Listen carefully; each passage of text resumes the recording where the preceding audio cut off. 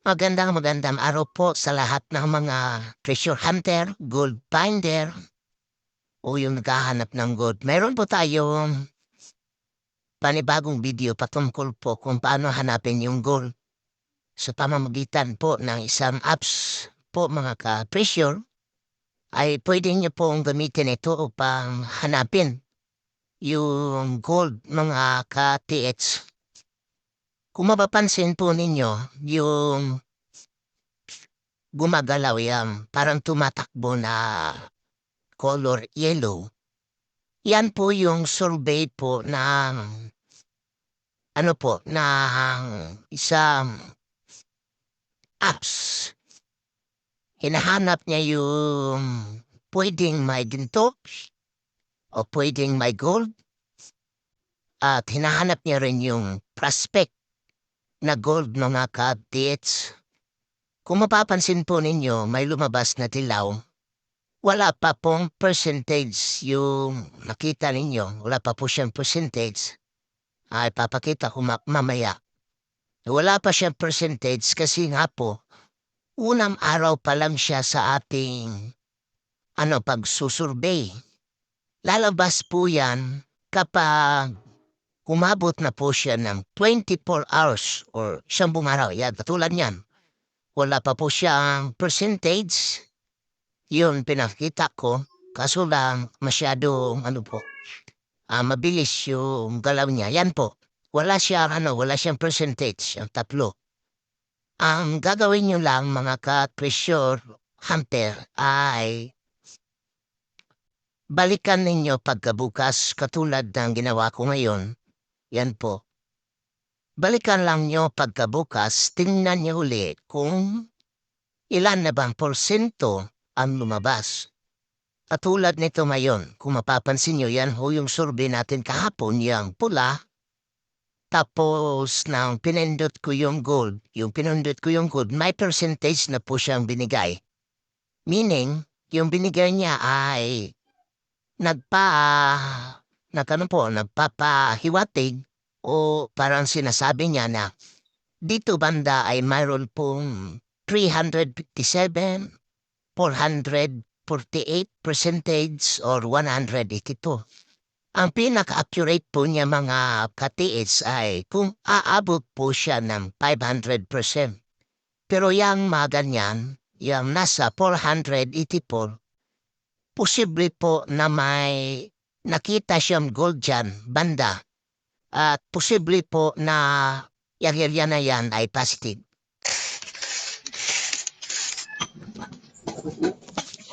Ang kahulugan naman nito nga sa PHI, either pressure under or pressure inside. Nasa loob o nasa labas.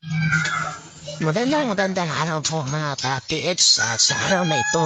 O sa video nito ay gusto ko kayong i-update kung ano yung nangyayari sa ating treasure hunting adventure sa area na to. Nangyari po mga ka-PH ay huminto tayo ng sandali. Kasi nga po nagkaroon ng problema. Ang butas mo natin, itong hinuhukay natin na hindi po ay mayroon pong poison. Nung ako ay natabante dyan sa ibaba, kasi yung nangungulo. O ako yung umuundang kumakabante para malaman po kung ano yung mga nandyan sa baba, yung mga position ng matter. Dapat natin malaman. Para hindi po natin maano yung item or yung pressure, hindi natin maiwan. Baka nanalin na tayo, yung pressure pala na nasa itaas. So, yun ho, yan ho yung dahilan bakit ako yung nangunguna talaga na maghutay mga pressure hunter. Ang update po natin ngayon, mga tatiets ay ito. Bago nating nakuha markers dyan sa ilalim, mayroon pong 3 butas ito po. Ito po mga PH, butas po yan.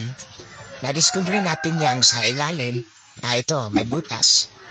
Tapos dito sa ibabaw mga ka-PH ay meron pong parang isang butas din pero hindi masyadong malalim. Ito po. Bago namin na po nga itong mga ka-PH. Ito muna ang nakakuha ko. Kasi ako may tabangke.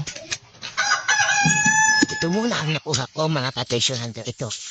So kung mapapansin nyo ang marker na to, para siyang isang broken heart na nakabaliktad kasi kung ipapatayo natin ito, heart talaga siya pero broken, parang sira. Kasi wala siyang kapares dito. Itong dulo niya mga ka-PX, ito po, ay nakaturo po dito mismo. Ito po yung tinuturo niya ito. Ito. Ngayon, bago namin nakuha itong dalawang tube, may nakuha muna kami isang sign na ang kahulugan po ay danger, delikado ang kahulugan. Kaya nga po, nakuha namin itong mga sign na to, ay medyo may amoy na hindi maganda. Ang sa isip ko mga treasure hunter, ito ay isang uri lamang ng lupa na na-discompose. Yung na-compose siya, kaya naglagay po na ano po siya, kumamoy siya ng hindi maganda. Nakuha namin ito mga ka-PX, ito. Kasi nakuha namin ito sa ilalim. Yan po. Ang una namin nakuha, ulitin ko nito. Itong dulo niya at tinuro ay ito. At tapos niya mga ka-PX, ang sumunod ay ito. Kung mapapansin nyo, yan po, pakita ko sa inyo. Ito po yung sumunod. Nang nakuha namin ito mga treasure hunter, kasi nasa ilalim ito. Ilalim nito, ito po. Ilalim po nito, yan. Biglang sumama yung amoy mga treasure hunter. Umamoy ng hindi maganda. Ang isang medisina na hindi ko alam kung anong klaseng medisina. Pero yung kasama natin dito sa itaas, naamoy niya, sabi niya, parang isang malatayon na medisina. Hindi ko lang alam kung ano yung malatayon na medisina, pero ang sabi niya, parang isang malatayon na tate. Kuminto kami nung nakaraang araw at bumalik kami ngayon. Tapos ipagpatuloy natin yung ating treasure hunting adventure. Good morning mga ka-TX. Nandito na naman tayo sa ating treasure hunting adventure.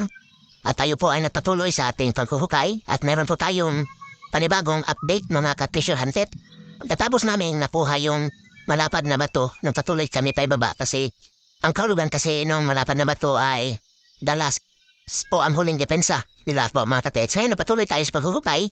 Mayroon na naman tayo panibagong marker na nadiscover sa ilalim na ang kahulugan pa rin ay treasure under.